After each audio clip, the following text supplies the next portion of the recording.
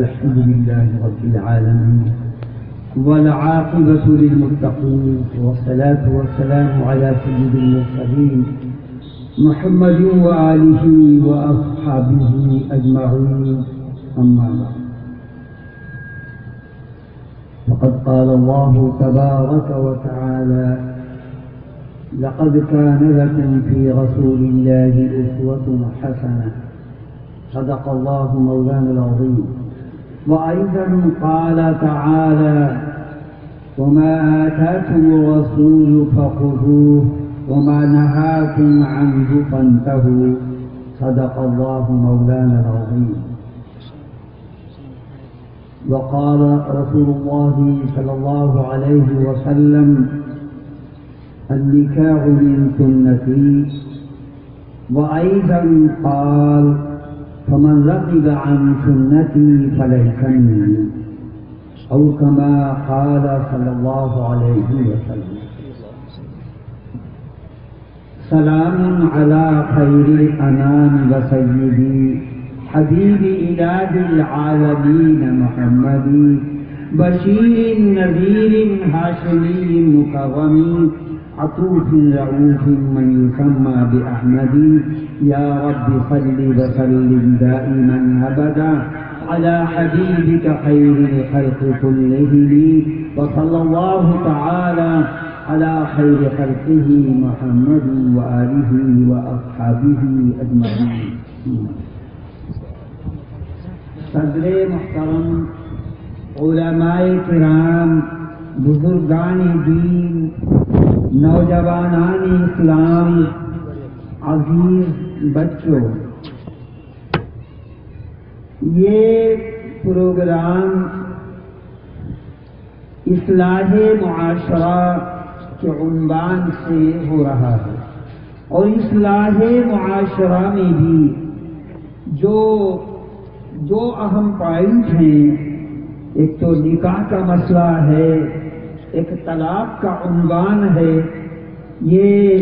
ان دو مسئلوں کو اجاگر کیا گیا ہے،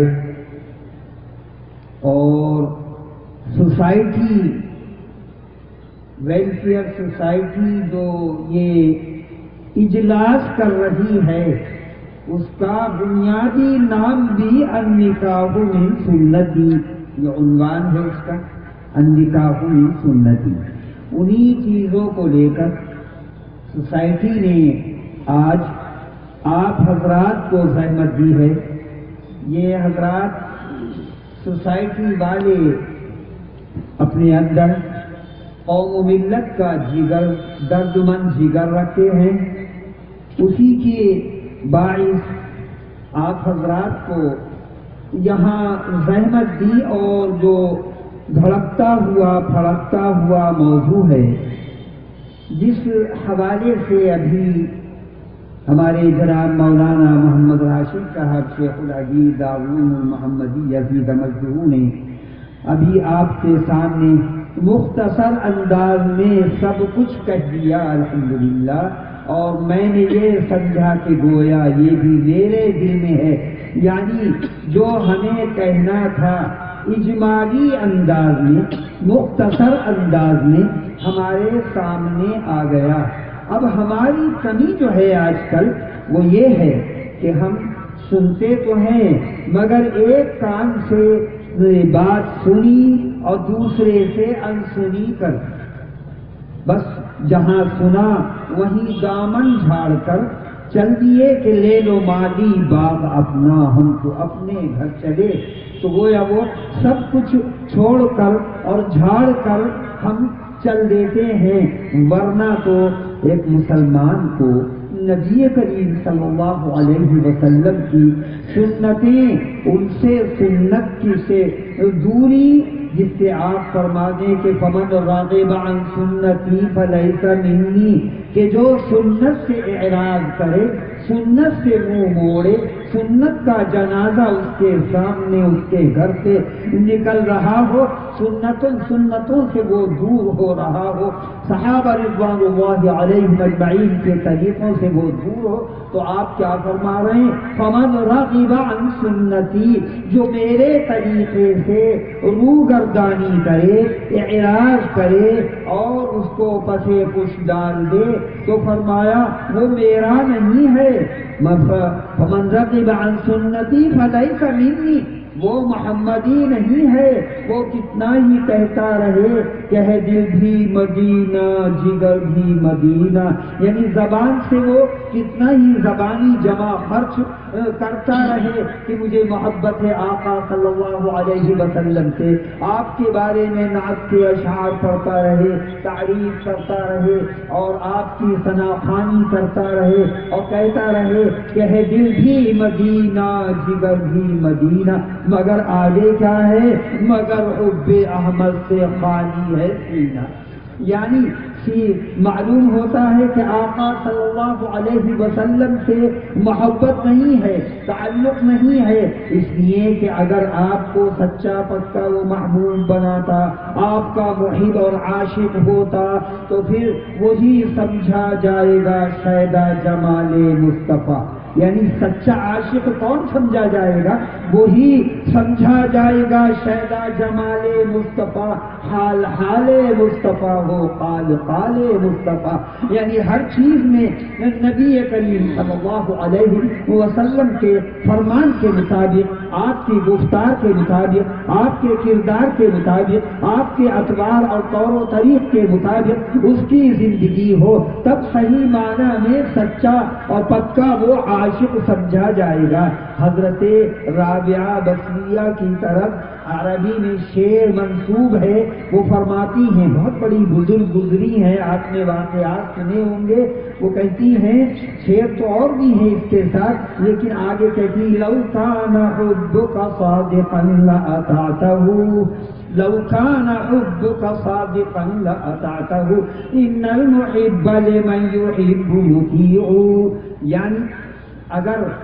محبت کا جو دعویٰ کر رہا ہے کہ میں فلاں کا عاشق ہوں، فلاں سے مجھے تعلق ہے، فلاں سے مجھے محبت ہے، تو فرمایا کہ لو کان حبک صادقا، اگر یہ محبت، اس محبت میں یہ سچا اور پکا ہے، اس دعوے میں یہ پکا اور سچا ہے، تو پھر کیا ہے، کیا ہونا چاہیے تھا؟ ہر ادا پر قربان ہو جاتا، ہر ادا پر جو بھی وہ محبوب فرما دے اس کی ہر ادا پر قربان۔ لو کان حبک صادقا لأطعته ان المحب لمن يحب مطیع، کہ عاشق جو ہوتا ہے، ہاں محب جو ہوتا ہے، کسی سے تعلق کرنے والا، دوستی کرنے والا، عشق کا دعویٰ کرنے والا جو ہوتا ہے، لمن يحب مطیع، وہ اپنے محبوب کا فرما بردار ہوتا ہے۔ یعنی ہر چیز میں قربان ہونے کو وہ قربان ہو جاتا ہے ہر چیز پر، یہ وہ سچا اور پکا عاشق مانا جائے گا بزرگوں اور دوستوں۔ تو بہرحال یہ جو عنوان یہاں دیا گیا ہے نکاح اور طلاق کا، تو ہمارے معاشرے میں ویسے اصلاح معاشرہ کا مطلب کیا ہے؟ پوری سوسائٹی، پورے سماج کو، پورے معاشرے کو اسلام کے مطابق ڈھالنا۔ اصلاح کب کہلائے گی ہماری؟ ہم صحیح معنی میں صحیح راستے پر، راہ مستقیم پر، سیدھے راستے پر ہم کب کہلائیں گے؟ جبکہ ہماری پوری زندگی میں اصلاح پیدا ہو جائے، ہمارے سماج کے اندر، ہماری سوسائٹی کے اندر، ہماری جماعت کے اندر، ہماری ملت کے افراد کے اندر، اس امت کے افراد میں وہی اسلام والی زندگی آ جائے، سنت والی زندگی آ جائے، نبی کریم صلی اللہ علیہ وسلم والی زندگی آ جائے، وہی وہ کیا کہلائے گا؟ اس وقت میں اصلاح معاشرہ کہلائے گا کہ صحیح معنی میں معاشرے کی اصلاح اب ہوئی، یعنی ہماری دن کی زندگی وہ بھی اسلام کے مطابق ہو، دن کے جھمیلوں کی زندگی اور رات کے اندھیروں کی زندگی یہ سب اسلام کے مطابق ہو۔ ہم دکان پر ہیں تو وہاں بھی ہماری زندگی وہی ہونی چاہیے جو نبی کریم صلی اللہ علیہ وسلم اور صحابہ رضوان اللہ علیہم اجمعین کے طریقے میں ملتی ہے۔ صحابہ رضوان اللہ علیہم اجمعین، صحابی کس کو کہتے ہیں؟ آپ حضرات جانتے ہوں گے، آپ کے شہر جے پور میں ماشاءاللہ مدرسے بھی ہیں، علماء کرام بھی ہیں، اور ادھر ادھر سے یہ بڑے بڑے علماء کرام، اور یہاں بھی جو یہ بڑے جلیل القدر علماء تشریف فرما رہتے ہیں۔ جہاں علماء ہوتے ہیں وہاں معلومات بھی رہتی ہے اور دینی غذا یہ حضرات علماء کرام یہ غذا فراہم کرتے رہتے ہیں اور اسلام کی کوشش کرتے رہتے ہیں، تو بہرحال دین کی معلومات رہتی ہے۔ اور آپ بہرحال اس پر میں کہہ رہا تھا کہ صحابی کو آپ جانتے ہوں گے کسے کہتے ہیں؟ نبی کریم صلی اللہ علیہ وسلم کو جس نے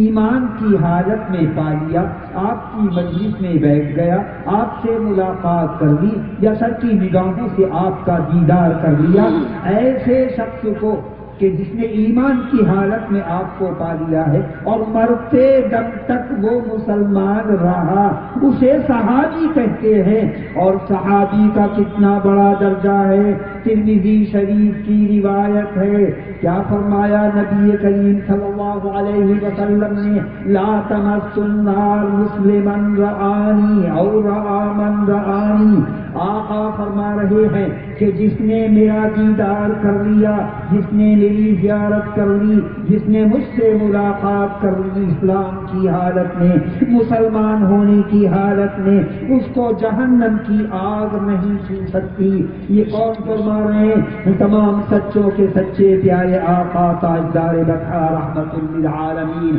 صلی اللہ علیہ وسلم فرما رہے ہیں۔ اور ان صحابہ کے بارے میں تو قرآن نے کہہ دیا رضی اللہ عنہم ورضوا عنہ، یعنی اللہ ان سے راضی اور یہ اللہ سے راضی۔ وہ جو کہا ہے شاعر نے، الفت میں تب مزہ ہے کہ دونوں ہو بے قرار، دونوں طرف آگ برابر لگی ہوئی، کہ اللہ کو ان سے محبت اور پیار اور انہیں اللہ سے محبت، یعنی وہ بھی ہر چیز پر قربان، ہر چیز میں اللہ کی رضا، اللہ کی خوشنودی وہ چاہتے تھے، ملحوظ رکھتے تھے، سامنے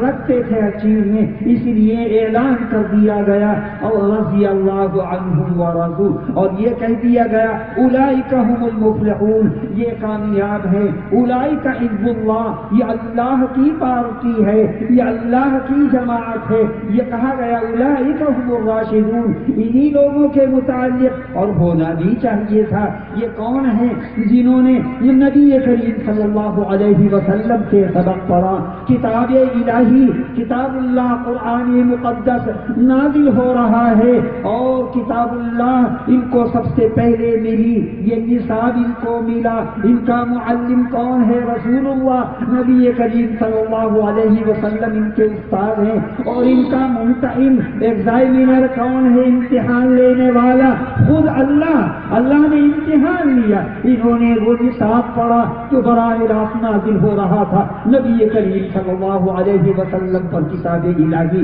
نازل ہو رہی تھی، اور ان کا معلم استاد کون ملا ان کو؟ رسول اللہ صلی اللہ علیہ وسلم۔ اور ان کا امتحان لینے والا کون ہے؟ اللہ تعالیٰ اولئک الذین امتحن اللہ قلوبهم للتقوی لهم مغفرۃ واجر عظیم۔ یہ قرآن کہہ رہا ہے کہ یہی وہ لوگ ہیں جن کو جانچا ہے، پرکھا ہے، امتحان لیا ہے، ان کے دلوں کو جانچ لیا ہے، دیکھ لیا ہے کہ ان کے دل کے نہا خانوں میں کیا ہے، کتنی محبت ہے، تعلق سے اللہ، تعلق ہے اللہ سے اور رسول اللہ صلی اللہ علیہ وسلم سے۔ اولئک الذین امتحن اللہ قلوبهم للتقوی لهم مغفرۃ واجر عظیم۔ ان کے لیے ان کا رزلٹ بھی سنا دیا گیا کہ امتحان لے کر اللہ نے ان کا نتیجہ، ان کا رزلٹ، ان کے مارک، ان کے نمبرات سنا دیے. کیا بتایا؟ لہم مغفرۃ واجر عظیم.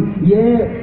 فرسٹ ڈویژن نہیں بلکہ فرسٹ ڈویژن نہیں بلکہ یہ فرسٹ پوزیشن ہے. ان کے لیے مغفرت کا اعلان کر دیا گیا اللہ کی طرف سے کہ اولئک لہم مغفرۃ واجر عظیم. ان کے لیے مغفرت کا اعلان، ان کے لیے اجر عظیم کا اعلان. تو بہرحال آپ کی زندگی اور آپ کے صحابہ کی زندگی یہ ہمارے لیے نمونہ عمل ہے. تو وہ گھر کے اندر کی زندگی ہو یا گھر کے باہر کی زندگی ہو، دکان پر بیٹھا ہے وہاں بھی اسلام والی زندگی ہونی چاہیے، کھیتی باڑی کر رہا ہے وہاں بھی اسلام والی زندگی چاہیے، یا کہیں ملازمت کر رہا ہے وہاں بھی اسلامی زندگی چاہیے، مزدوری کر رہا ہے تو ایسا نہ ہو کہ وہ ننگے بدن بس لے کر پہن رکھا ہے اور ساری سطر جو ہے وہ کھل رہی ہے، یا اور وہ جو ہے کہیں کم تول رہا ہے، کہیں کچھ کر رہا ہے، کہیں دودھ میں پانی ملا رہا ہے، یہ تمام چیزیں وہ کر رہا ہے. تو ایسا شخص جو نبی کریم صلی اللہ علیہ وسلم کے طریقے سے اعراض کرے اس کو آپ فرما رہے ہیں وہ ہمارا نہیں ہے. جگہ جگہ فرمایا من غشنا فلیس منا. جو کھوٹ ملائے، دغا دے اور کسی کے ساتھ جو ہے خیانت کرے، کسی کا پیسہ لے کر دبا دیا، کسی کی زمین دبا لی، کسی کی دکان کرائے پر لی اور اس پر قبضہ کر لیا کہ دیکھیں کون سورما ہے جو ہمارے سے دکان خالی کرا لے. یہ سب چیزیں جو ہے اللہ تبارک و تعالی دیکھ رہے ہیں. اور آقا ایسے شخص کے متعلق فرما رہا ہے لیس منا، وہ ہمارا نہیں ہے. ٹھیک ہے کہ ووٹر لسٹ میں اس کا نام محمد اسلام ہے، یا اسی طریقے سے اس کی جو ہے یعنی اور لسٹوں میں اس کا نام، یا سرکاری فہرست میں اس کا نام عبد الرحمان ہے، عبد السلام ہے، لیکن آقا یہ فرما رہے ہیں اگر اس کے اعمال ہمارے جیسے نہیں ہیں، اس کے طور و طریق، اس کی زندگی ہماری زندگی کے مطابق نہیں ہے، صحابہ رضوان اللہ علیہم اجمعین کی زندگی کے مطابق نہیں ہے، تو آپ فرما رہے ہیں جگہ جگہ فرمایا لیس منا، وہ ہمارا نہیں ہے، وہ ہماری لائن کا نہیں ہے، وہ ہم سے تعلق نہیں رکھتا ہے، اس لیے وہ کیوں وہ ہم سے دور ہو گیا ہے ان سنتوں پر عمل نہ کرنے کی وجہ سے. تو انہی میں سے انہی اصلاح معاشرہ کی شاخوں میں سے جہاں پوری زندگی ہے، اسلام تو چونکہ پوری زندگی کے لیے ایک ضابطہ بنا کر اسلام نے پیش کر دیا ہے، ایک دستور قرآن پاک اور نبی کریم صلی اللہ علیہ وسلم کی احادیث مبارکہ اور ان احادیث مبارکہ سے نکلنے والے مسائل، یہ سب پوری زندگی کے لیے ضابطۂ حیات اور قاعدہ اور اصول، قاعدے اور اصول سب بیان کر دیے ہیں قرآن پاک میں اور احادیث پاک میں. اور اسی طریقے سے احادیث پاک سے جو مسائل نکلے ان ہمارے فقہاء اور محدثین نے پوری تفسیر کر دی ہے. وہ سب کیا ہے؟ قرآن پاک کی وہ تفسیر ہے. یہ جو احادیث مبارکہ یا ہماری فقہاء کی باتیں محدثین نے جو اس سے مسائل نکالے، تو بہرحال قرآن نے اسی کو کہا لقد کان لکم فی رسول اللہ اسوۃ حسنہ. نبی کریم صلی اللہ علیہ وسلم کی زندگی میں ایک عمدہ نمونہ موجود ہے، اسوہ حسنہ، یعنی اس کو اپنا کر دنیا میں بھی سکون، دنیا میں بھی کامیابی اور آخرت میں بھی کامیابی. اسی لیے فرمایا ما آتاکم الرسول فخذوہ وما نہاکم عنہ فانتہوا. نبی کریم صلی اللہ علیہ وسلم جو بھی بیان فرما دیں، جو راستہ دکھا دیں، جو آپ نے فرما دیا، جو آپ نے کر کے دکھا دیا، اس کے مطابق اگر عمل ہے اس کے مطابق ہی جو ہے عمل ہونا چاہیے. وہ فرض اور ضروری فخذوہ، اس پر عمل پیرا ہو جاؤ. وما نہاکم عنہ فانتہوا، اور جن چیزوں سے روکا ہے کہ دھوکہ نہیں دینا ہے، شراب نہیں پینی ہے، بنا قطعی طور پر حرام، یہ سب چیزیں حرام، لاٹری حرام. یہ جو آج کل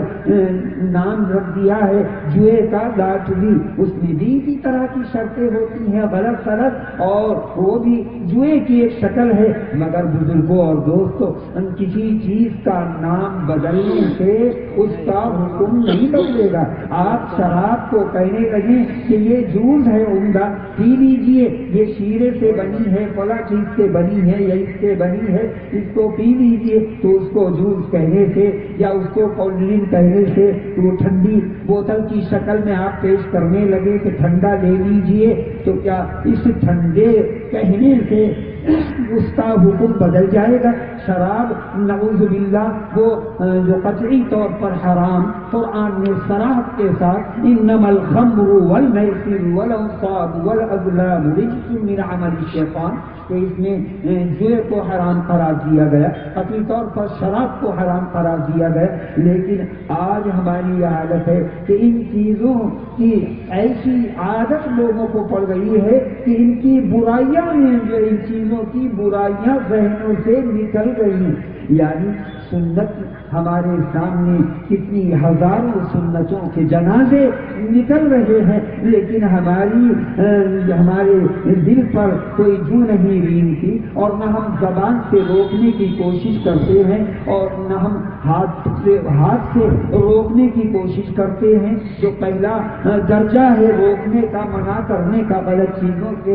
دور رکھنے کا، اور نہ ہم زبان سے روکنے کی کوشش کرتے ہیں بلکہ خود بھی اس میں شامل ہو جاتے ہیں۔ برا بھی نہیں سمجھتے کہ جو انتہائی یعنی ایمان کا بہت بوسیدہ اور کمزور درجہ ہے کہ برائی کہیں ہو رہی ہو تو اس میں اس کو دل سے برا جانے، لیکن ہم دل سے برا جاننے کے بجائے وہاں ہم میں طاقت بھی ہوتی ہے کہ ہم اس کو روک دیں، لیکن کوئی کوشش نہیں کرتا اس بات کی کہ کون دل برائی لے، یہ سوچتا ہے۔ اور دوسرا درجہ جو زبان کا ہے اس سے تو بآسانی روکا جا سکتا ہے۔ ماتحت لوگ وہاں کام کر رہے ہیں جو مانتے بھی ہیں اور بڑا بھی سمجھتے ہیں، لیکن وہ بڑا بھی اسی میں شامل ہو جاتا ہے۔ اور تیسرا درجہ کہ اس کو دل سے برا جانے، جو وہ کام غلط لوگ کر رہے ہیں ہم اس میں دل سے برا جاننے کے بجائے ہم بھی اس میں شامل ہو جاتے ہیں۔ تو بہرحال بزرگوں اور دوستوں، اصلاح معاشرہ کا عنوان یہ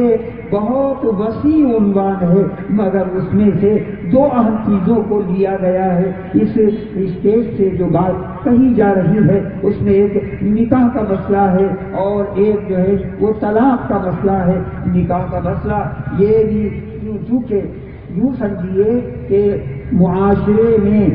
آدھے مسائل تو نکاح اور طلاق ہی سے متعلق ہیں، اس لیے کہ نکاح جو ہے دو خاندان اس میں ایک ہوتے ہیں، یہ نعمت اللہ تبارک و تعالی نے دی، اور یہ عظیم عبادت، سب سے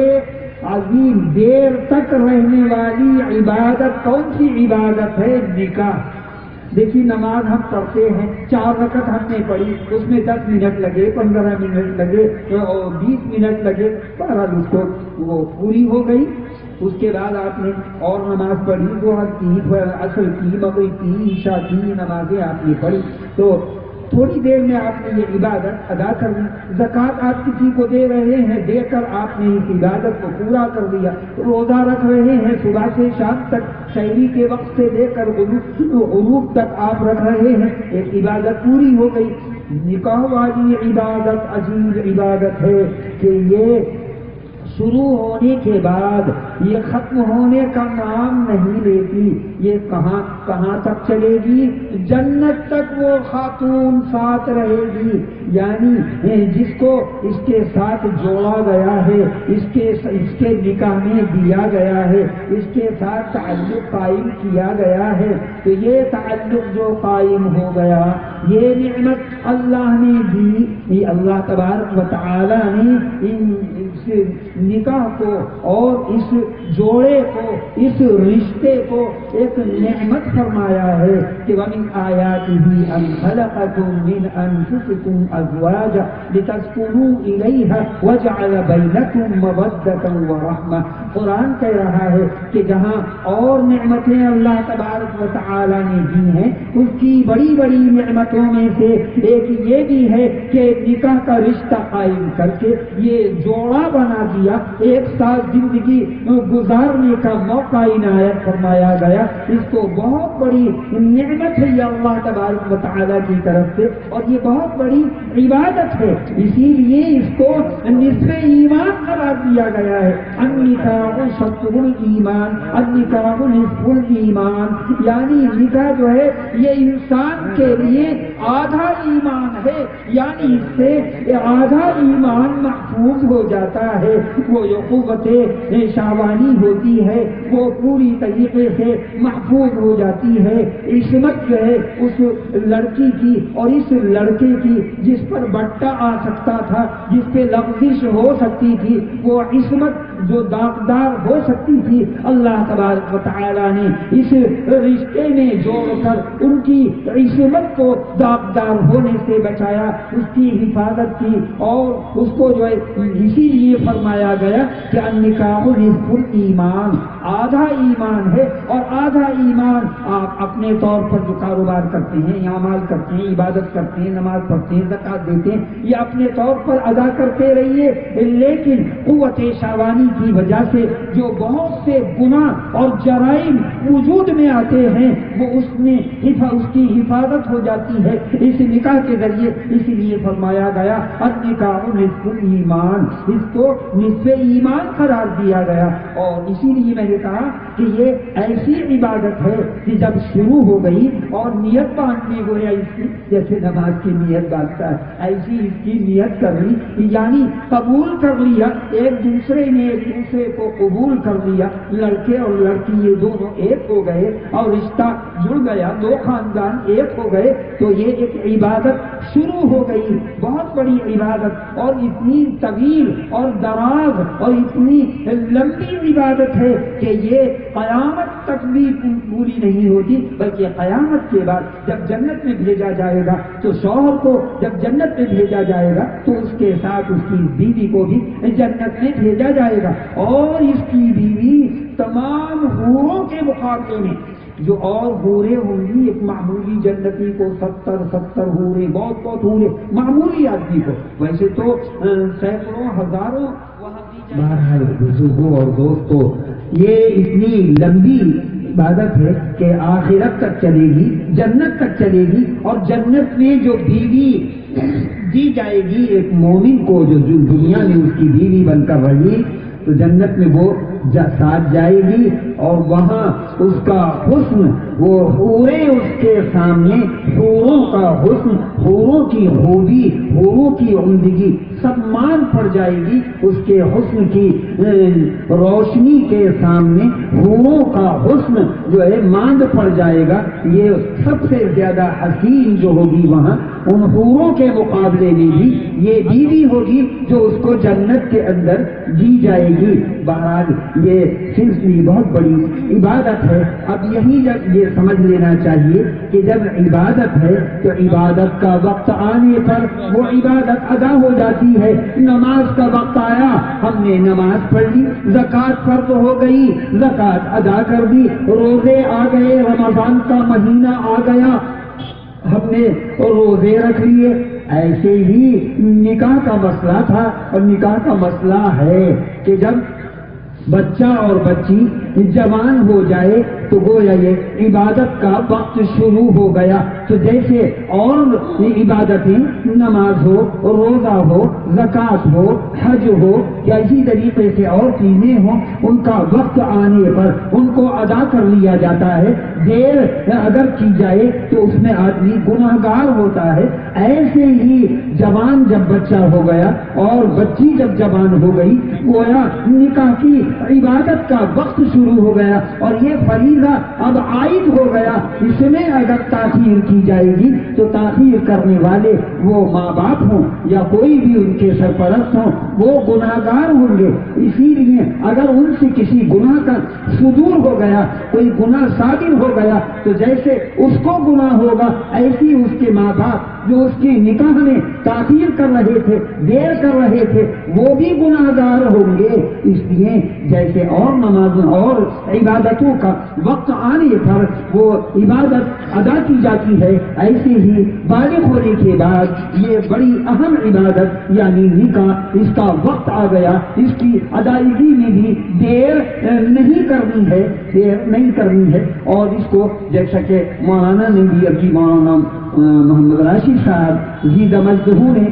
فرمایا، اور حضرت عبد الرحمن ابن عوف والی جو عشرہ مبشرہ میں شامل ہیں، ان صحابہ میں شامل ہے جن کو زندگی میں جنت کی خوشخبری نبی کریم صلی اللہ علیہ وسلم نے اپنی زبان مبارک سے یوں فرما دیا تھا کہ ابو بکر فی الجنہ، عمر فی الجنہ، عثمان فی الجنہ، علی فی الجنہ، عبد الرحمن ابن عوف فی الجنہ، اور اس میں سعد فی الجنہ، اور یہ جو ہے ابو عبیدہ ابن الجرہ فی الجنہ، 10 صحابہ ایک ہی مجلس میں یہ تھے، وہاں آپ نے نام لے لے کر فرما دیا تھا۔ ویسے تو ہر صحابی انشاءاللہ وہ جو فرمایا لا تمس النار من رآنی، سبھی جنتی ہیں، لیکن یہ 10 وہ ہیں کہ زمان مبارک سے نبی کریم صلی اللہ علیہ وسلم نے سامنے ان کی ایک مجلس میں صحابہ کے اندر یوں فرما دیا تھا کہ یہ جنت میں یہ انہیں میں سے عبد الرحمن ابن عوف بھی ہیں۔ اور کتنی محبت، کتنا تعلق صحابہ رضوان اللہ علیہ اجمعین کو تھا نبی کریم صلی اللہ علیہ وسلم سے، اس کا اندازہ نہیں لگایا جا سکتا۔ اس پر ایک واقعہ مجھے یاد آ رہا ہے، عبداللہ ابن زید ابن عبد ربہ، یہ وہ صحابی ہیں کہ اذان کا جب حکم نازل ہوا ہے اور یہ طے ہو رہا تھا کہ نماز کے لیے اذان دی جائے، اعلان کیا جائے، تو کون سے الفاظ اختیار کیے جائیں، اسی میں مجلس نبی کریم صلی اللہ علیہ وسلم کی ختم ہو گئی، رات ہو گئی، صبح ہوتے ہی نبی کریم صلی اللہ علیہ وسلم کو ادھر وحی کے ذریعے بتا دیا گیا کہ اللہ اکبر کے ذریعے اذان دینی ہے، یہ اعلان کرنا ہے۔ ادھر سے سب سے پہلے عبداللہ ابن زید ابن عبد ربہ آئے کہ میں نے خواب دیکھا ہے، ایک صاحب آئے ہیں اور وہ کہہ رہے ہیں کہ اذان میں اللہ اکبر کے الفاظ کہا کرو۔ یہ بہرحال بہت بڑے جلیل القدر صحابی ہیں، انہوں نے ان کا واقعہ محبت کا میں سنا رہا تھا، محبت کا واقعہ نبی کریم صلی اللہ علیہ وسلم سے۔ تو ہمارے استاد محترم حضرت مولانا فخر الدین احمد صاحب نور اللہ مرقدہ دارالعلوم دیوبند میں جو بہت بڑے محدث اور شیخ الحدیث کے حضرت مولانا شیخ الاسلام مولانا حسین احمد صاحب مدنی نور اللہ مرقدہ کے بعد انہوں نے یہ بخاری شریف میں پڑھائی، انہوں نے فرمایا تھا یہ واقعہ، یہ حضرت عبداللہ ابن زید ابن عبد ربہ کی محبت کا واقعہ، کیا کہ جب انہوں نے حضور صلی اللہ علیہ وسلم کی وفات کی خبر سنی تو یہ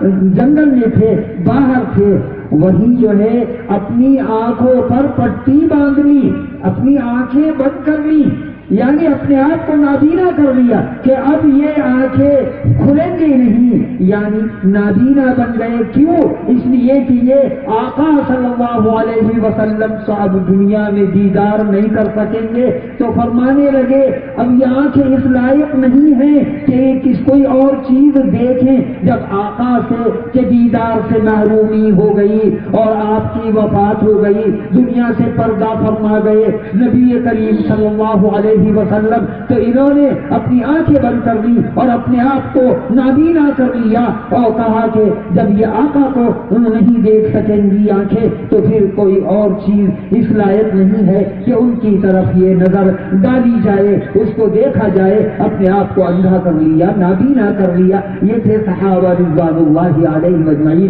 یہ تھی ان کی محبت۔ تو حضرت عبد الرحمن ابن عوف جو عشرہ مبشرہ، عشرہ مانے 10 کیا تھے، ان 10 لوگوں میں ہیں جن کو صراحت کے ساتھ نام لے لے کر آپ نے زندگی میں فرما دیا، موجود جی نے فرما دیا کہ یہ جنت میں یہ جنتی ہیں، یہ جنتی ہیں، یہ تو ان کا نکاح ہوتا ہے تو کس طرح معلوم ہوا؟ بھی آپ نے سنا کہ مسجد میں دیکھا آقا صلی اللہ علیہ وسلم نے اس زمانے میں ایک زعفران کی خوشبو، زعفرانی خوشبو وہ لگاتے تھے، اس کے اثرات دیکھے، दूल्हा मियाँ जो है वो जरा सी खुशबू लगा दिया करते थे निकाह के मौके पर, तो उसके असरात देखे आपके कपड़ों पर। आपने फरमाया कि अब्दुर्रहमान ये क्या है? कहा कि मैंने शादी कर ली है, शादी कर ली। यानी आज तो ये जरा सा भी कि साहब अगर किसी को कि फला को नहीं बुलाया जाएगा तो वो नाराज हो जाएगा, वो दोस्त जो है नाराज हो जाएंगे, फला ये हो जाएंगे। हुजूर सल्लल्लाहु अलैहि वसल्लम कितने ही नाराज हो जाएं, आपकी कितनी ही सुन्नतें छूट जाएं, लेकिन दोस्त जो है वो जरूर शरीक होना चाहिए। वो दोस्त कह रहे हैं कि भाई खाने बफे सिस्टम चलेगा, खाना खड़े होकर खिलाया जाएगा, ये होगा तब तो मैं आऊंगा वरना मेरा आना नहीं होगा। तो उन्होंने कहा ठीक है, सरे तस्लीम हमें जो मिजाजे यार में आए। जैसे फरमा दे नबी करीम सल्लल्लाहु अलैहि वसल्लम की सुन्नत क्या थी कि अक्रिमुल खुब्ज़ा, रोटी का एहतराम करो, टुकड़ों का एहतराम करो, इसका जो है खाने का एहतराम करो। और वहाँ कितना खाना ज़ाय होता है, बस ये है दिखावे के लिए कि हमारे यहाँ इतनी दुकानें लग रही थी, 25 किस्म का खाना था। उन्होंने कहा अच्छा हमारे यहाँ तो 40 किस्म के खाने थे, 35 किस्म के खाने थे। इसको बफे सिस्टम कहते हैं, खड़े होकर जो खिलाया जाता है। बहरहाल ये चल रहा है और लोग इसको बुरा नहीं समझते। बेचारे मौलवी साहब अगर वलीमे में आ जाएं और अपना रुमाल बिछाकर नीचे बैठ जाएं तो कनतियों से देखता है और कहता है कि सारा वलीमा हमारा किरकिरा कर दिया। हमारे यहाँ के ये मिस्टर साहब आए हैं, हमारे यहाँ ये मास्टर साहब आए हैं, हमारे यहाँ बैरिस्टर साहब आए हैं, हमारे यहाँ ये डॉक्टर साहब आए हैं, तो हमारे यहाँ जितने टर वाले आए हैं वो बुरा मानेंगे, वो बुरा माने। तो ये सोचता है, उसको कनतियों से देख रहा है और कोशिश करता है कि देखो इन मुल्लानों की देखो नऊज़ु बिल्लाहि मिन ज़ालिक, ये कुछ जानते नहीं है, दुनिया कहाँ से कहाँ पहुँच गई। आज उलमा को लोग कहते हैं कि ये बिस्मिल्लाह की गुंबद में रहने वाली जमात यानी बेवकूफों की जमात, नऊज़ु बिल्लाहि मिन ज़ालिक। यही कहते हैं अल्लाह की गाय है, ये अल्लाह की गाय। हालांकि बुजुर्गों और दोस्तों जितनी मालूमात इस आदमी ठीक है, ये रूहानी डॉक्टर हैं, रूहानी तबीब है, लेकिन दुनिया पर पूरी दुनिया की नब्ज पर इन उलमाए किराम की हाथ होता है। ये जानते हैं कि इस वक्त में कैसी आंधियां आ रही है, कैसे सैलाब उमड़ कर आ रहे हैं, कौन सी दवा, कौन सी ग़िज़ा, रूहानी ग़िज़ा इस उम्मत को देनी है, इस मिल्लत को क्या कौन सी ग़िज़ा देनी है, किस रास्ते पर डालना है। ये जानते हैं कि दुश्मनान इस्लाम किस तरीके से ज़हर हलाइल को पेश कर रहे हैं, जहर दे रहे हैं, और लेकिन या इस तरह की गलाज़त पेश कर रहे हैं, मगर उस पर जो है उन्होंने चांदी का वर्क लगा दिया है। हम ये समझ रहे हैं कि ये तो मिठाई है, नऊज़ु बिल्लाहि मिन ज़ालिक। हालांकि नजा ज़ाहिर परस्ती पर अगर कुछ अक्ल दानिश है, चमकता जो नजर आता है सब सोना नहीं होता। तो वलीमा बड़ी सादगी के साथ होता था। जैसे निकाह में कोई खर्च नहीं होता, ऐसी वलीमे में कि औलिम वलो में शातिन, ये तो आपने फरमाया कि भाई वलीमा कर लो, वलीमा सुन्नत है, अगरचे वो बकरी ही के जरिए। आपका वलीमा ऐसा भी हुआ है, आपने सुना होगा इन उलमाए किराम से कि लोग सहाबा अपने अपने घरों से खाना ले आए, अपने अपने घरों से। आपका निकाह हुआ है और अब लोग अपने अपने घरों से खाना ले आए, सहाबा रिज़वानुल्लाहि अलैहिम अजमईन साथ में बैठकर खा लिया। आपने भी वो खाना घर से दे दिया, साथ में बैठकर खा लिया, ये वलीमा हो गया, ये भी वलीमा। तो ऐसा और आज इस कदर या वो भी कर्ज ले लेकर वलीमा के साथ सुन्नत है, सुन्नत तो है मगर कर्ज लेना तो सुन्नत नहीं है, कहाँ तक वो अदा करेगा। फिर ये है कि उस सुन्नत के दायरे में रहकर होना चाहिए था, उसमें वो फख्र या वही जो मैंने अभी कहा कि खड़े होकर खिलाया जा रहा है और खाना कितना ज़ाय होता है आप सब हज़रात जानते हैं। जबकि खाने का और रोटी का टुकड़ों का एहतराम करना चाहिए। उस पर वो हदीस याद आ रही है हज़रत हुज़ैफ़ा इब्न यमान रज़ियल्लाहु तआला अन्हु ایران کی فتح کے موقع پر وہاں عراق اور ایران بھی ملے ہوئے ہیں، تو وہ جو جنگ قادسیہ ہوئی تھی حضرت عمر رضی اللہ تعالیٰ عنہ کے زمانے میں، حضرت سعد ابن ابی وقاص رضی اللہ تعالیٰ عنہ جس کی سرکردگی فرما رہے تھے، جبکہ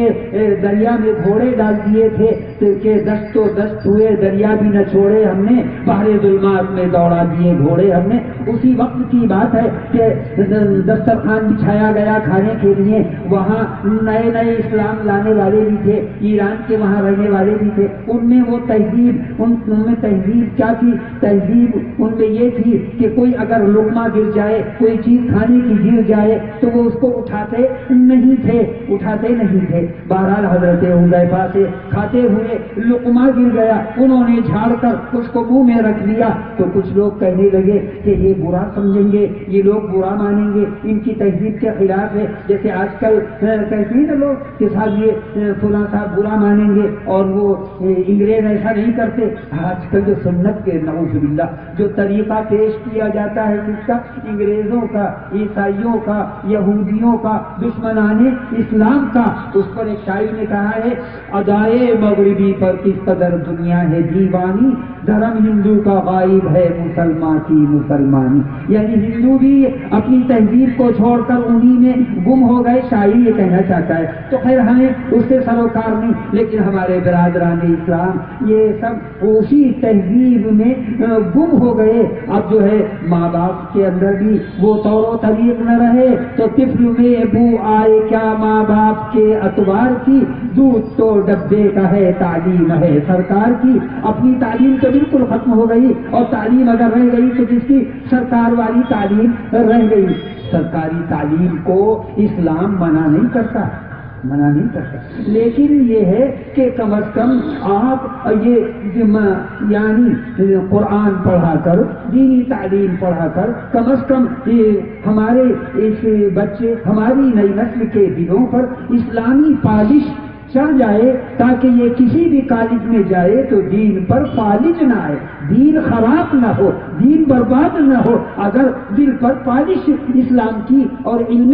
دین کی چڑھ گئی ہے تو پھر وہ کسی بھی ماحول میں متاثر نہیں ہوگا۔ تو ہمارے علماء منع نہیں کرتے، یہ کہتے ہیں کہ یعنی یہ اسلامی تعلیم انگریزی تعلیم سے دور رکھنے کو نہیں کہتے، یہ کہتے ہیں کہ ایمان نہیں جانا چاہیے، بس تم شوق سے کالج میں پڑھو، پارک میں پھولو، جائز ہے غباروں میں اڑو، چرخ پہ جھولو، بس ایک سکون بندے عاجز کا رہے یاد، اللہ کو اور اپنی حقیقت کو نہ بھولو۔ کہ ہم کیوں پیدا ہوئے ہیں، ہمیں کہاں جانا ہے، مر کر جو ہے ہمیں کہاں جانا ہے، دنیا آخرت کی کھیتی ہے، ہم نے کیسے بیج یہاں کیسے اعمال کیے ہیں، اس کا مظاہرہ، اس کی جزا، اس کی سزا سب سامنے آ جائے گی۔ بہرحال حضرت حذیفہ نے جب یہ کیا تو لوگوں نے برا مانا اور کہا کہ یہ لوگ برا مانیں گے، آپ ایسا نہ کریں۔ تو حضرت حذیفہ نے بڑی عجیب بات کہی، آپ فرمائے جو الفاظ ان کی زبان مبارک سے نکلے، صحابی ہے یہ بھی، یہ فرمایا اترک سنت حبیبی لہؤلاء الحمقاء، کہ ان احمقوں، ان بے وقوفوں اور ان نادانوں کی وجہ سے، ان جاہلوں کی وجہ سے، نادانوں کی وجہ سے میں اپنے پیارے آقا کی پیاری سنت کو چھوڑ دوں، آقا صلی اللہ علیہ وسلم کے طریقے کو چھوڑ دوں اور ان کی رعایت کروں؟ نعوذ باللہ من ذلک، یہ نہیں ہو سکتا۔ جان مانگو تو جان دیں گے اور مال مانگو تو مال دیں گے، مگر یہ ہم سے نہ ہو سکے گا، نبی کا جاہ و جلال دیں گے، یہ نہیں ہو سکے گا۔ تو بہرحال نکاح کا مسئلہ تو اس میں جس گوشے پہ بھی ہم دیکھیں، نظر ڈالیں، اب تو نکاح سے پہلے جو تمہید ہوتی ہے اس میں بھی یعنی منگنی ہو رہی ہے، تاریخ دی جا رہی ہے، اور اسی طریقے سے وہ جو ہے جوڑا بھیجا جا رہا ہے، کہیں کچھ ہو رہا ہے، شادی ابھی آئی نہیں، لیکن بیچارہ یہ اس لڑکی کا باپ پریشان ہے کہ کیا کیا جائے، کیسے۔ اب یہ اتنا جو ہے دینے والے یعنی موٹر سائیکل وغیرہ یہ کس میں دی جا رہی، مدنی میں بھی دی جا رہی ہے آج کل، عجیب بات ہے۔ اور ایسے لوگ جو ہے ڈبل گنہگار ہوں گے، اس لیے کہ ان کو ان لوگوں کی بھی بد دعائیں ملتی ہیں جو بیچارہ غریب ہے، جس کے پاس کچھ نہیں ہے، جوان بیٹی بیٹھی ہوئی ہے، اس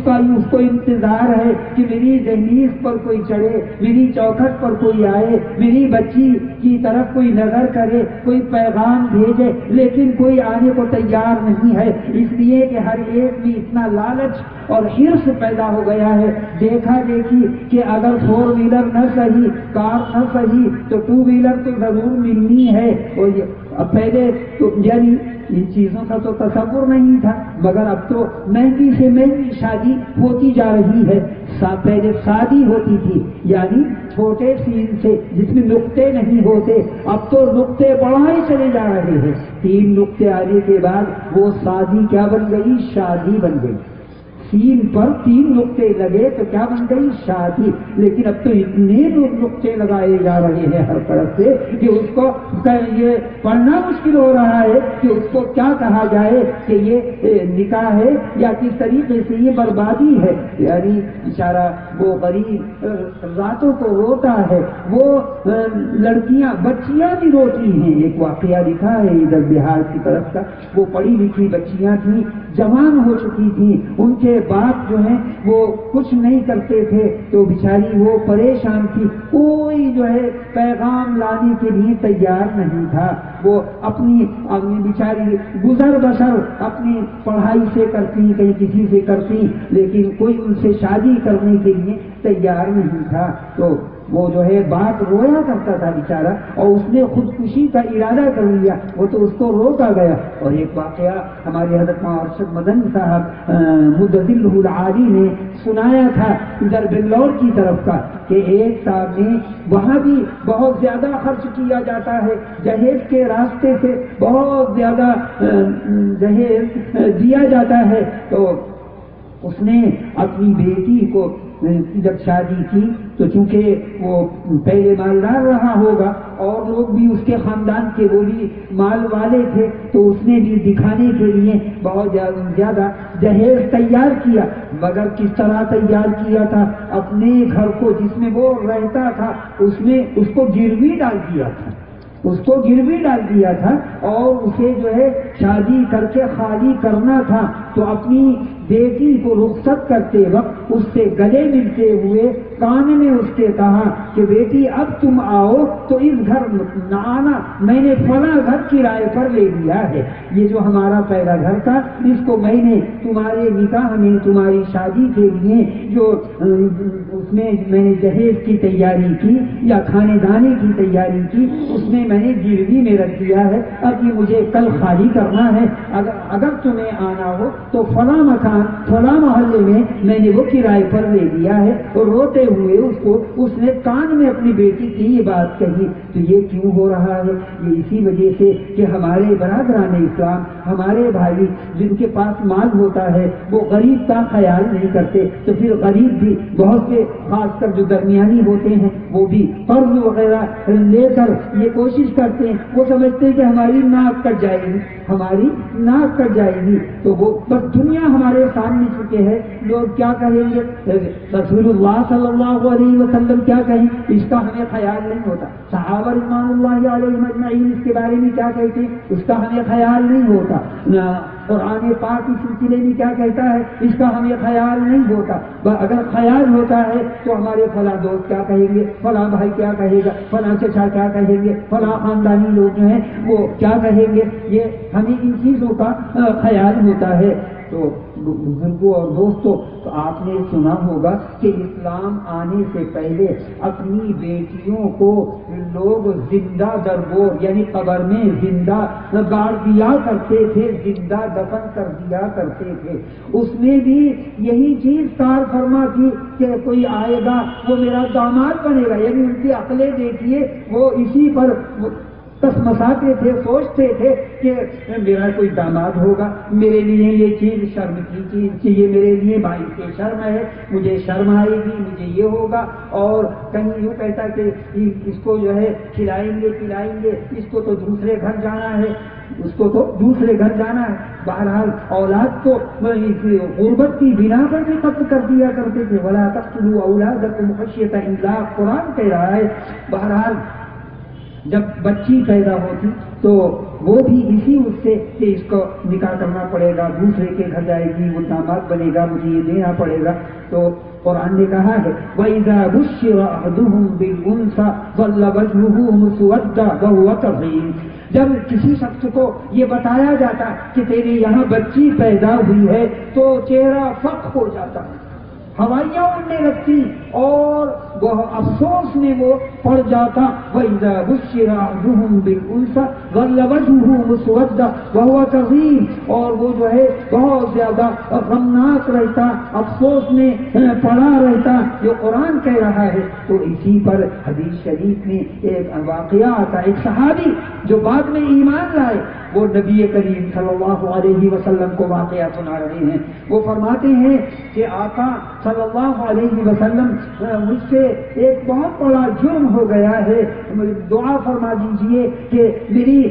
توبہ قبول ہو جائے, میری توبہ قبول ہو جائے, دعا فرما دیجئے. تو آقا صلی اللہ علیہ وسلم نے فرمایا کہ کون سا جرم ہو گیا ہے, جو بھی توبہ کی جاتی ہے اللہ تبارک و تعالیٰ اسے قبول فرما دیتے ہیں, تم توبہ کرو. اللہ کا نہیں آقا ایسا ہے, ایسا اتنا بڑا اور سخت گناہ ہو گیا ہے کہ مجھے کہتے ہوئے شرم آتی ہے. وہ بات کیا تھی, اس نے کفر کی حالت میں جب ایمان نہیں لایا تھا تو اپنی بچی کو قبر میں گاڑ دیا تھا, قبر میں زندہ جو ہے رکھ کر اس کے اوپر مٹی ڈال دی تھی. تو وہ سنایا آقا صلی اللہ علیہ وسلم کو کہ آقا بات یہ ہے کہ میں تجارت کیا کرتا تھا, اس کے لیے لمبا سفر مجھے کرنا پڑتا اور دور دراز جانا پڑتا طویل سفر میں. تو ایک دفعہ ایسا ہوا کہ میری بیوی امید سے تھی, بچہ پیدا ہونے والا تھا, مجھے سفر پیش آ گیا تو میں یہ ہدایت کر کے گیا تھا بیوی کو, یہ وصیت کر کے گیا تھا کہ اگر بچہ لڑکا پیدا ہو تو اس کو زندہ رکھنا اور اگر بچی پیدا ہو تو اس کو گلا گھونٹ کے مار دینا. میں اس کو وصیت کر کے گیا تھا. اب جب میں واپس آیا تو ہوا یہ کہ ادھر وہ تجارت کے لیے گیا تو کئی مہینے کے بعد واپس ہوا, یہاں لڑکی پیدا ہوئی. اس نے یہ سوچا کہ میں کس یعنی کس دل سے میں اس کو بچی کو ماروں. ظاہر ہے کہ ماں کی مانتا وہ محبت بڑی ہوئی ہوتی ہے باپ کے مقابلے میں. اس نے اپنی پڑوسن کی یہاں اس بچی کو رکھ دیا کہ یہ تم اس کو پالو پوسو پرورش کرو, اس لیے کہ میں اس نے سوچا کہ میں دیکھتی بھی رہوں گی اور یہاں آتی بھی رہے گی. تو اب وہ واپس ہوا سفر سے, وہ کہتے ہیں کہ میں لمبے سفر سے واپس ہوا, میں نے معلوم کیا کیا بچہ پیدا ہوا تھا. تو اس نے کہا کہ لڑکی ہوئی تھی, اس کو مار دیا گیا, اس کو جیسے کہ آپ نے وصیت کی تھی, ہدایت کی تھی, حالانکہ اس بچی کو مارا نہیں تھا. بہرحال اب یہ کہتے ہیں کہ دن گزرتے رہے, ہم اسی طرح وہاں رہتے رہے میاں بیوی. اور تو ایک بچی کھیلنے آتی تھی ہمارے گھر, کھیلنے آیا کرتی تھی, وہ وہی بچی تھی, اسی کی بچی تھی. تو وہ ایک دن کہنے لگا, اس کو دیکھ کر اس کی وہ چونکہ ذرا حسین بچی تھی, اچھی ادائی تھی, اس کو جو ہے اچھے انداز میں وہ کھیل رہی تھی, وہاں کھیلنے لگی. چاند کی صورت کو دیکھ کر اس کو بڑا پیار آیا, کہنے لگا کہ یہ ماشاء اللہ. تو اس نے اس کو کیا کہا ہوگا, بہرحال وہ کہنے لگا کہ یہ کتنی عجیب اور حسین و جمیل بچی ہے, جس طرح یہ ادائیں کر رہی ہے, کتنی خوبصورت ہے, کتنے جس کی یہاں یہ پھول کھلا ہوگا وہ بڑے یعنی بڑے خوش نصیب ہیں جن کی یہاں یہ بچی پیدا ہوئی ہوگی. وہ تعریف کرنے لگا. تو وہ کہتا ہے, وہ سناتے ہیں آقا صلی اللہ علیہ وسلم کو کہ میری بیوی نے اس سے یہ سمجھا کہ اس کو پیار آ رہا ہے, محبت ہو گئی ہے, لہذا اس کا اظہار کر دو. چنانچہ میں نے بتا دیا, وہ بیوی نے بتا دیا کہ یہ آپ ہی کی بچی ہے, یہ کسی اور کی بچی نہیں ہے, یہ آپ ہی کی بچی ہے. اور آپ جب سفر میں گئے تھے, ہدایت کر کے گئے تھے, وصیت کر کے گئے تھے, مگر میرا دل اس کے لیے تیار نہیں ہوا. جس دل سے میں اس کو جو ہے قتل کرتی مارتی، لہٰذا یہ آپ ہی کی بچی ہے جس پر آپ تمہیں پیار آ رہا ہے۔ تو وہ کہتے ہیں کہ یہ سن کر کہ یہ میری بچی ہے اور میرے یہاں بچی پیدا ہوئی ہے، میں آگ ببولا ہو گیا اور غصے میں اس کو جو ہے اپنے اس کا بازو پکڑا اور میں کو کلہاڑی لے کر بسولہ لے کر ایک ہاتھ میں بسولہ ایک ہاتھ سے اس کا بازو پکڑ کر اس کو جنگل میں لے گیا اور جنگل میں گڑھا کھودتا رہا، وہ وہاں بیٹھی رہی اور جو ہے وہ کہتے ہیں کہ وہ پیار سے مجھے دیکھتی بھی رہی اور وہ بولنے بھی لگی تھی، یہ بھی آتا ہے کہ بولنے لگی تھی، وہ کہنے لگی آپ یہ کیا کر رہے ہیں کیا کر رہے ہیں؟ تو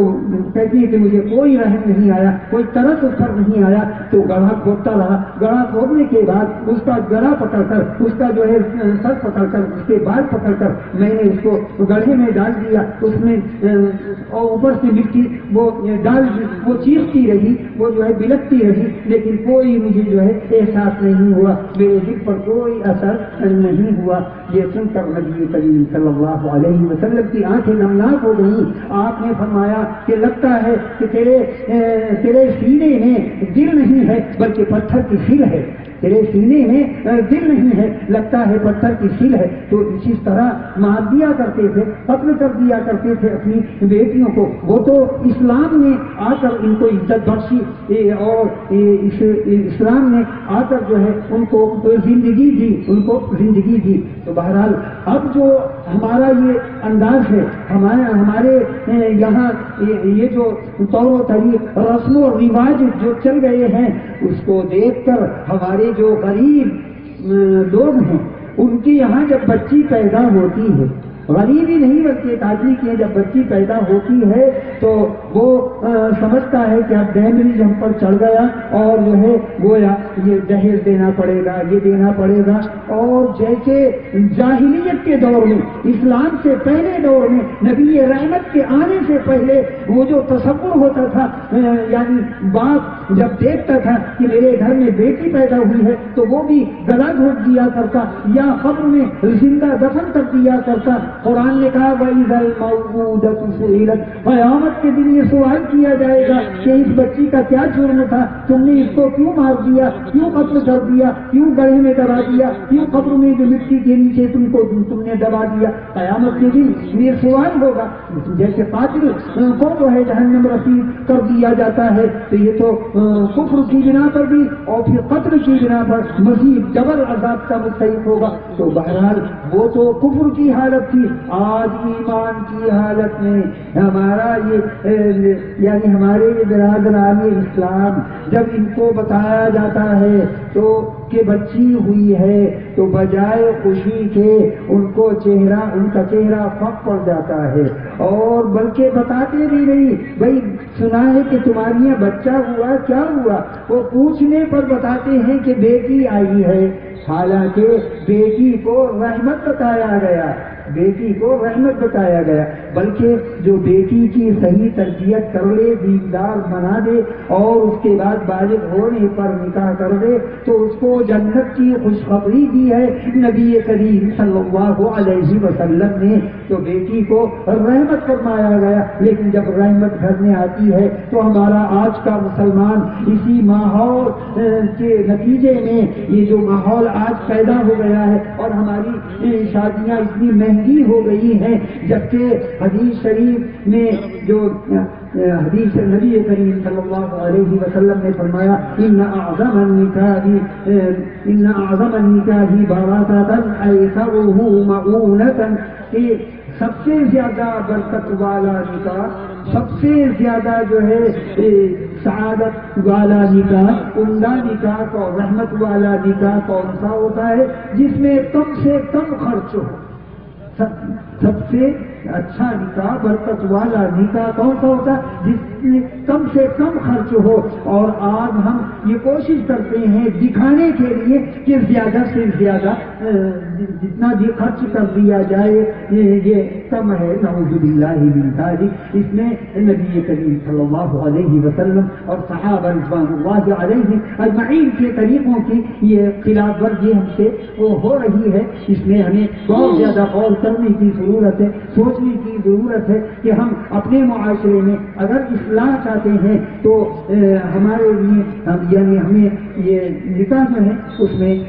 سادے ہونے چاہیے، یہ شادی ہونی چاہیے، اور اس میں جو اتنا طول طویل ہو گیا ہے جس کی وجہ سے ہم قرضے میں بھی دب جاتے ہیں، ہمارے مسلمان بھائی قرضے میں دب جاتے ہیں، کاروبار متاثر ہو جاتا ہے، اس کے بارے میں نہیں سوچتے، حالانکہ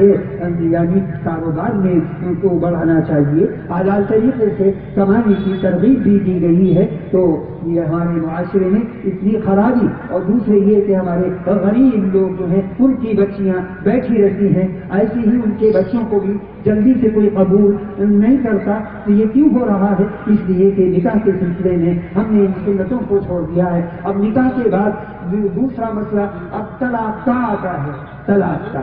نکاح کے بعد۔ تو نکاح کی طلاق کے لیے تھوڑا ہی کیا گیا تھا، یہ تو اللہ کی طرف سے نعمت ہے، اس کو نعمت فرمایا گیا۔ تو یہ جو ہے عورت، اب تو عورت کو بھی یہی چاہیے کہ وہ شوہر کو خوش رکھے، یہی تعلیم بھی ہے۔ بلکہ اگر اللہ کے علاوہ کسی کو سجدے کی اجازت ہوتی تو پھر عورت سے کہا جاتا، بیوی سے کہا جاتا کہ وہ شوہر کو سجدہ کرے، اتنے زیادہ حقوق ہیں۔ لیکن جہاں ان کے حقوق ہیں وہیں اس مرد کے یعنی مرد کے اوپر بھی ان کے حقوق ہیں کہ اس کا خیال رکھے، اس کو خوش رکھنے کی کوشش کرے، اس سے جو ہے یعنی اس کو پوری طریقے سے جب زندگی میں اس کو باندھ دیا گیا ہے، اس کی گاش سے اس کے ساتھ لگا دیا گیا ہے، جوڑا پیدا ہو گیا ہے اور نعمت ہے یہ اللہ کی طرف سے، تو اس کو ہرگز دور کرنے کی کوشش نہ کرے۔ اگر ایسا کرتا ہے تو اللہ تعالیٰ ناراض ہوتے ہیں۔ یعنی بیوی کی طرف سے اگر کچھ سرکشی ہے، اگر کچھ نافرمانی سی ہو رہی ہے تو ایسا نہیں ہے کہ ایک دم جو ہے اس کو طلاق کی بندوق داغ دو اور فوراً نکاح کو علیحدہ کر دو، اور وہ بھی ایک نہیں بلکہ تین طلاقیں دے دی جائیں، اور 3 طلاقیں دینے کے بعد وہ پوچھتا پھرتا ہے مولوی صاحب سے کیا میں نے 3 دن ہے ایک مجلس میں پڑھی یا نہیں پڑھی؟ یعنی نبی کریم صلی اللہ علیہ وسلم فرمائیں کہ پڑھ جائیں گی، حضرت عباس فرمائیں پڑھ جائیں گی، حضرت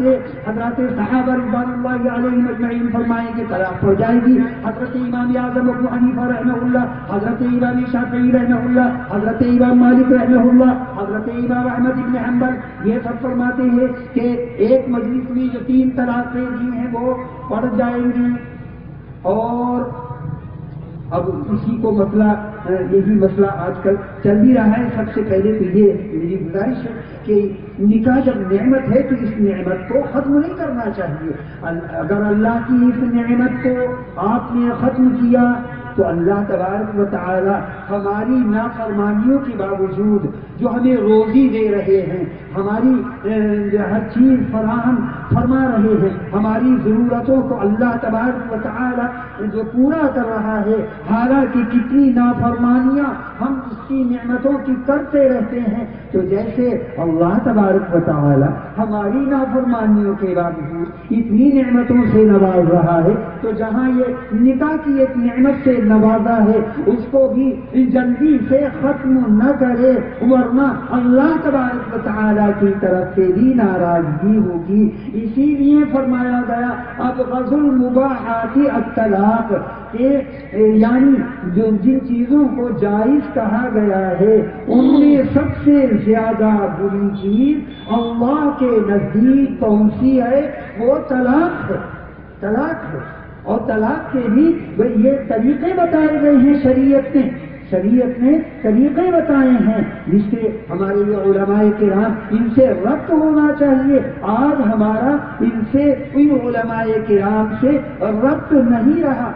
ربط رہتا تو دین کی باتیں ہمیں معلوم رہتی اور ہم ہر چیز میں ان سے معلومات حاصل کرتے۔ تو جو طلاق کا طریقہ کہ اگر بہت زیادہ یعنی واقعتاً مجبوری ہو جائے، ایسے وقت میں اگر علیحدگی ہی مقصود ہے، اول تو قرآن کہہ رہا ہے واللاتی تخافون نشوزہن فعظوہن واہجروہن فی المضاجع واضربوہن، کہ اگر شوہر ناراض ہو جائے کسی وجہ سے اور عورت کی طرف سے کچھ نافرمانی ہو جائے، کچھ ایسی باتیں ہو جائیں جس کی وجہ سے دل میں کچھ جگہ ہو گئی، دل میں کچھ ناراضگی ہو گئی ہے، تو قرآن کہتا ہے فَعِظُوهُنَّ، پہلے انہیں عورت کو، بیوی کو سمجھاؤ، ان کو نصیحت کرو کہ دیکھو بیگم ایسا نہیں کرتے ہیں، اس میں اگر جو ہے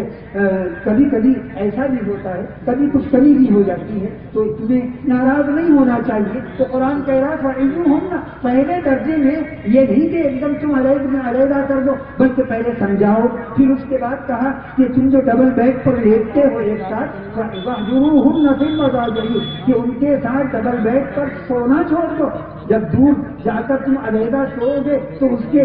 دل پر یقیناً یہ بات گراں گزرے گی اور اس کو گراں گزرے گی کہ آج مجھ سے میرا یہ شاید ناراض ہو رہا ہے، تو اس کی وجہ سے علیحدہ ہونے کی وجہ سے، علیحدہ سونے کی وجہ سے اس کے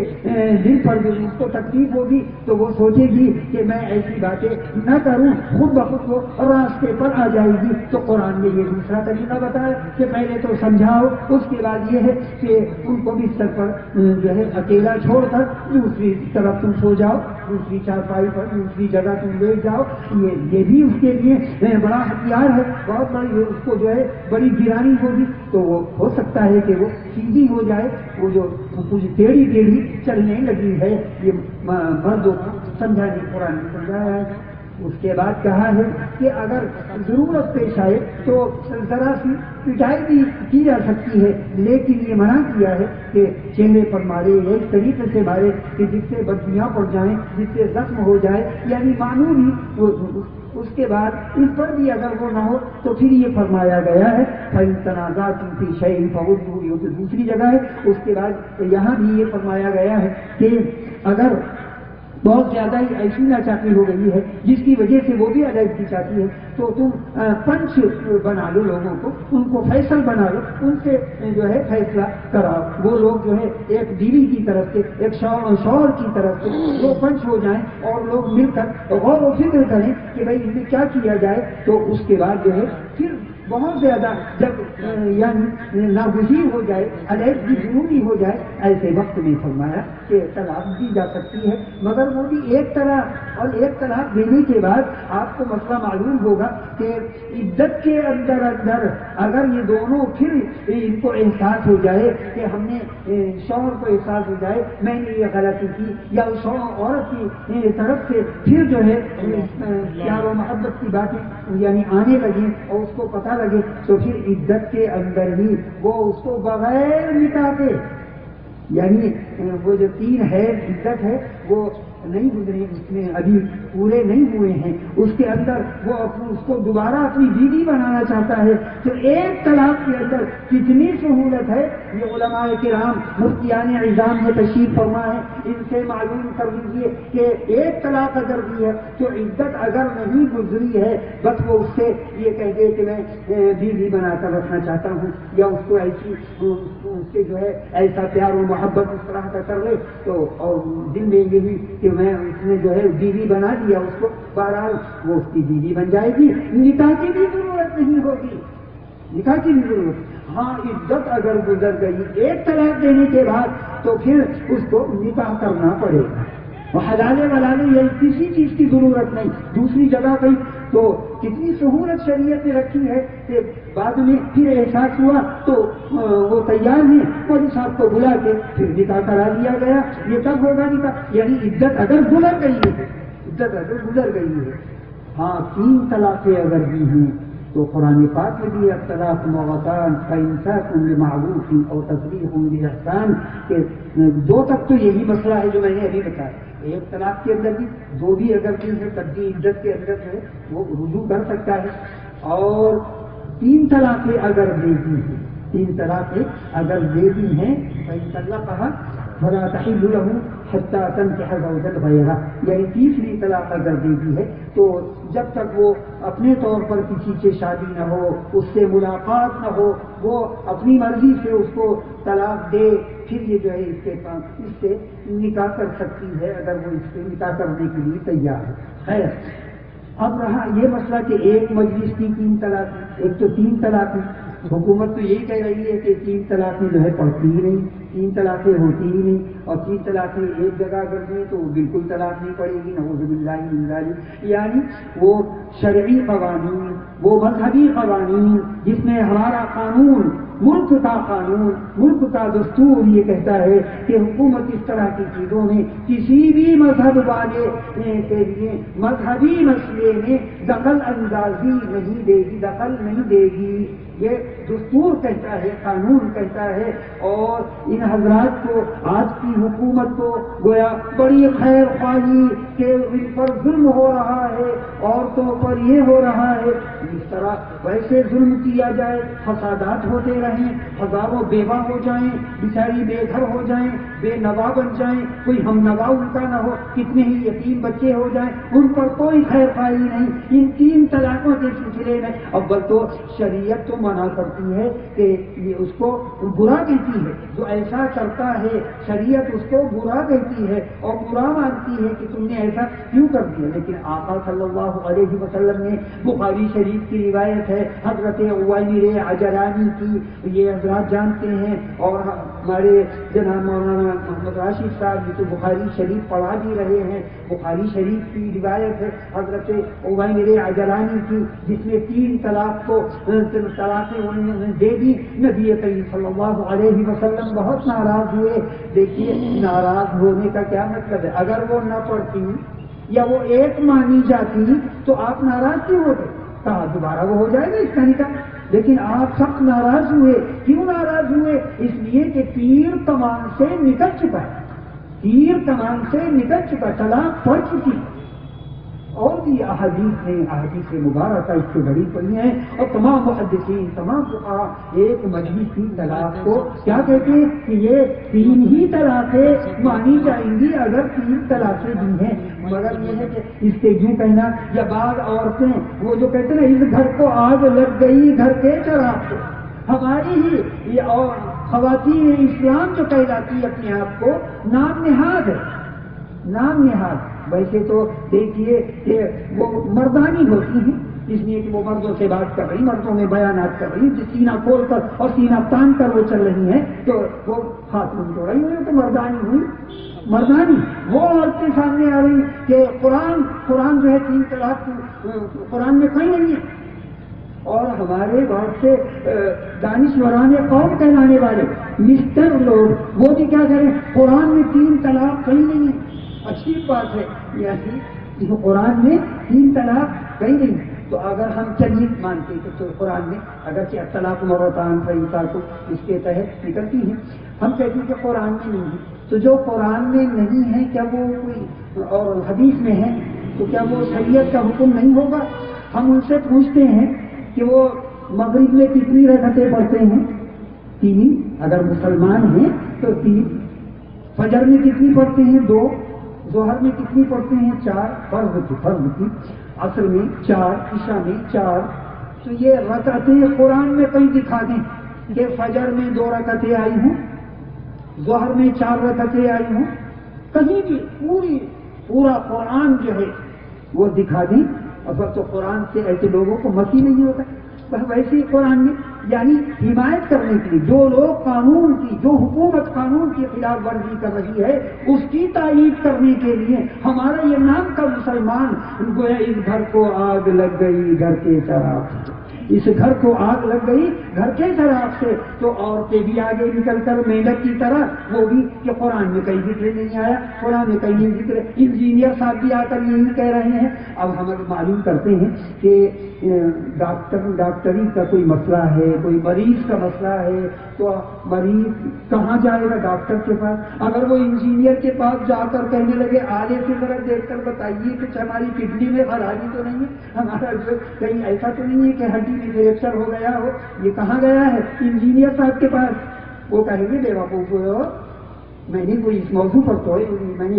میں نے جو وہ کیا ہے، یا میں نے ایم ٹیک کیا، بی ٹیک کیا، فلاں کیا، یا انجینئرنگ کی ہے، میں نے کوئی میڈیکل کالج میں نہیں پڑھا۔ وہ یہی تو کہے گا تم تو بے وقوف ہو، غلط ڈاکٹر صاحب کے پاس جاؤ۔ ایسی ہی مسائل کے بارے میں بزرگوں اور دوستوں ذرا حاضر ہو کر اور دل پہ ہاتھ رکھ کر بتائیے کہ مسائل کے سلسلے میں ہم ان مسٹروں کے پاس جائیں گے، بیرسٹر کے پاس جائیں گے، وکیل کے پاس جائیں گے، انجینئر کے پاس جائیں گے، یا ہمارے جو وکلاء ہیں یعنی روحانی طبیعی علماء عظام، علماء کرام، ہم ان کے پاس جائیں گے، یہی تو بتائیں گے کہ قرآن یہ کہتا ہے، حدیث یہ کہتی ہے، ورنہ تو ذرا سی باتوں میں اگر طرح کے اشکالات ہوں، اعتراضات کرنے لگے۔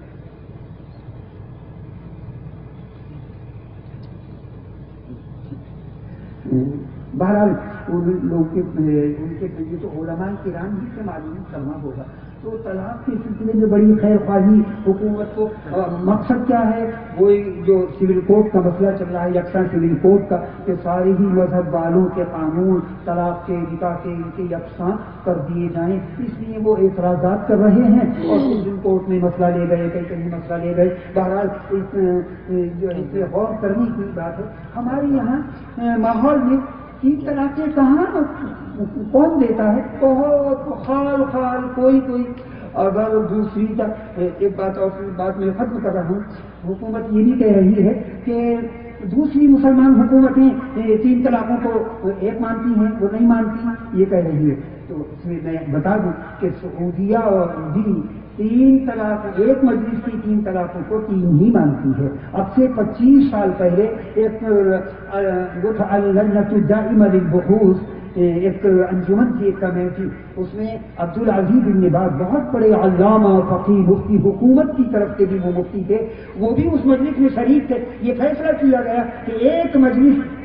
کی 3 طلاقیں وہ 3 ہی مانی جائے گی۔ تو یہ کہنا کہ اسلامی حکومتیں نہیں مانتی، جامعہ ازہر مصر میں اس کا بھی یہی فتویٰ ہے کہ 3 طلاقیں ایک مجلس کی 3 ہی مانی جائیں گی۔ تو بہرحال اس کا وجود ہمارے یہاں کہاں ہوتا ہے؟ وہ کہہ رہے ہیں عورتوں پر ظلم ہو رہا ہے، اس کا مطلب یہ گویا ہم حکم دے رہے ہیں کہ تم بھی 3 طلاقیں دو، تم بھی 3 طلاقیں دو، تم بھی اپنی عورت کو پریشان کرو۔ اس کا مطلب خود یہی معلوم ہوتا ہے کہ عورتوں کو پریشان کیا جا رہا ہے۔ ارے اور حکومتوں کو دیکھو کہ سن 15 میں یعنی 2 سال پہلے امریکہ کی جو رپورٹ آئی تھی تو اس میں طلاق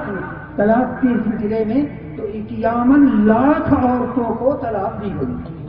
51 لاکھ عورتوں کو ایک سال میں، سال بھر میں وہ جو رپورٹ آئی ہے تو 51 لاکھ عورتوں کو طلاق دی گئی ہے۔ اور سعودیہ میں بھی جو طلاق کی رپورٹ آئی وہ 34,000 عورتوں کو طلاق دی گئی ہے یہ علیحدگی کے سلسلے میں۔ بہرحال یہ ہمارے یہاں تو اس کا تناسب بہت کم ہے، اللہ کا شکر ہے۔ اس پر جو ہے یہ ڈھول جو ہے بجایا جا رہا ہے اور یہ ظلم ہو رہا ہے، فلاں ہو رہا ہے، نعوذ باللہ من ذلک۔ آپ کو زیادہ خیر خواہی ہوگی یا ہمارے اپنے لوگوں کو زیادہ خیر خواہی ہوگی اپنی عورتوں کے متعلق؟ بہرحال باتیں بہت مقصد یہ ہے کہنے کا کہ ہم جو سنتے اور سناتے ہیں ہمیں عمل کی بہت کمی ہے۔ ہمیں یہی چاہیے کہ ہم خود بھی عمل کریں اور اپنے گھر والوں، ملنے والوں اور سب کو جو ہے اس پر صحیح راستے پر لانے کی کوشش کریں۔ اللہ تبارک و تعالی ہم سب کو منافع عطا فرمائے، عمل صالح کی توفیق عطا فرمائے اور ہر سنت پر عمل کی، ہر سنت کے مطابق عمل کرنے کی توفیق عطا فرمائے۔ وآخر دعوانا